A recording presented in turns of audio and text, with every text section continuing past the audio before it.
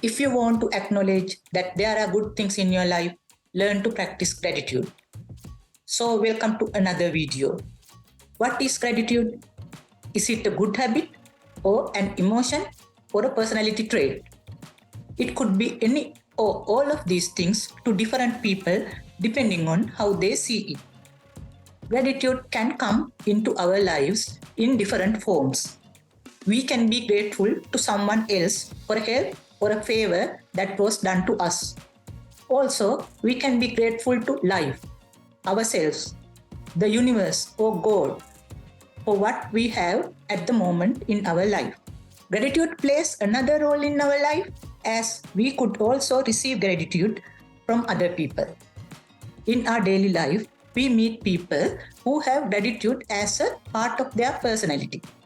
There are still others who practice gratefulness in different levels, like showing appreciation, having a sense of abundance, or returning a favor.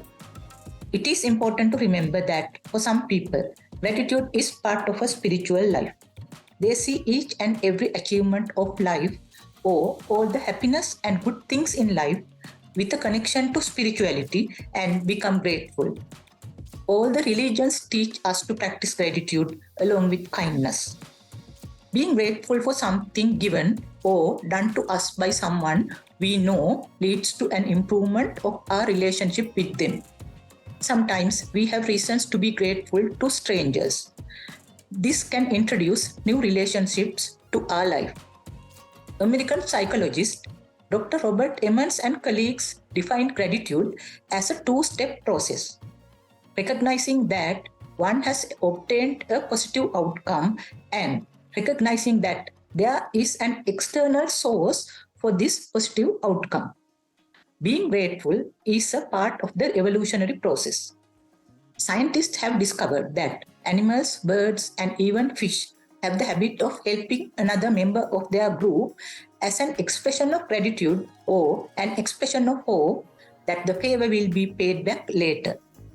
Psychologists who studied evolution are of the opinion that nuclear families existed within groups even in the pre-agricultural era of evolution. They believed that humans helped each other within a group and in neighboring groups. As a result, within these groups, there were deeper personal relationships than those which exist now. Yuval Noah Harari, in his book Sapiens, A Brief History of Humankind, says dogs lived within the pre-agricultural era human groups. They were held in high regard for the service they extended in hunting and finding food. These were the early manifestations of gratitude in human evolution. Scientists also believe that ancient civilizations practiced gratitude and returned favors with services before the bartering system was invented. To be a grateful person, we have to observe, analyze, assess, and understand our own self. We also need to have an adequate insight and memory about our own life and experiences. Our insight about our own attitudes and principles also help us become a grateful person. The concept of gratitude can be influenced by someone's religion, culture, social, or family dynamics. Also, to be grateful, we have to acknowledge that we have something to be grateful for. That feeling of being given or done something, achieving something, or being successful increases our happiness, feelings of well being, and satisfaction. When we start counting our blessings, we start developing the abundance in life. All this can lead us to feel motivated to achieve more.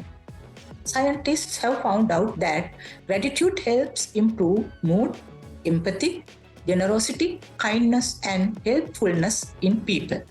Someone can be taught to become a grateful person by showing the benefits associated. When you are being grateful for all the small things in your life, you start seeing what is there in your life rather than taking things for granted. This leads to thinking about what a lot you already have. This turns you into a content person and leads to simplicity, minimalistic attitude, and appreciation of small things in life. And this helps you to readjust your goals and levels of contentment.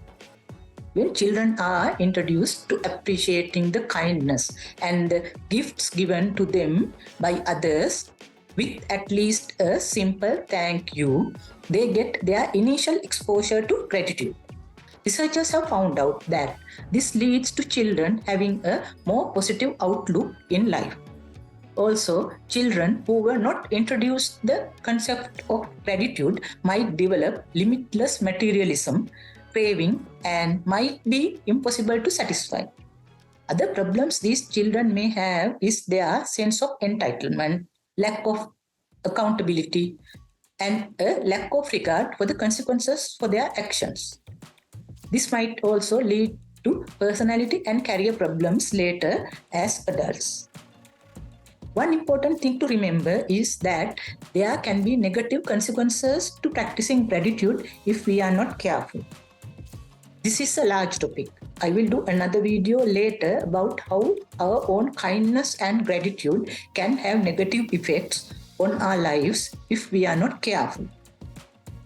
Researchers have found out that when someone is feeling gratitude, some areas of the brain, like those involved in moral values, reward, and pride, are activated.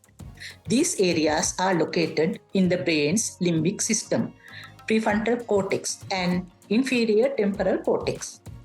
They have found out that neural activity that is generated in the brain due to gratitude remains active for a long duration. Scientists have also found out that oxytocin, which is also called the love hormone, and the neurotransmitter dopamine, which helps in sustaining our mood, are involved in feeling grateful.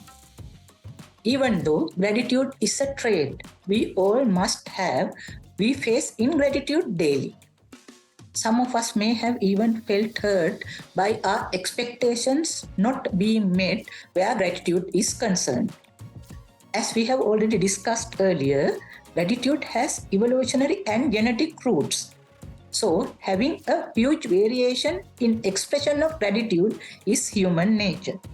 Also, individual factors like jealousy, resentment and anger, narcissism, low mood might prevent people from expressing gratitude. For some people, being grateful is attached to negative emotions like embarrassment, guilt, indebtedness, or it might make a dent in their pride. So please always remember, people have their own reasons to justify their actions. Keeping these things in mind might help us to find our contentment without thinking about ingratitude from others. Please subscribe, like, and share this video if you like it. What kind of a place does gratitude have in your life? Let me know in the comments if you like. Buddhist philosophy says, give to givers. Don't give to non-givers. Give to needy, whether they give back or not. When we learn to be grateful for life, starting from the very fact of being alive itself, real contentment starts growing within us. We have to achieve the ability to give whenever and wherever needed without expecting any gratitude in return. When we develop the inner strength to give those who are in need, who might not even know that we were the ones who stepped in their moment of need, we can achieve inner peace. I am grateful to the intelligence of the universe that I was able to make this video with little available time and resources. I am also grateful to each and every one of you for watching this. I hope this motivated you to find your own contentment and gratitude. Thank you for watching.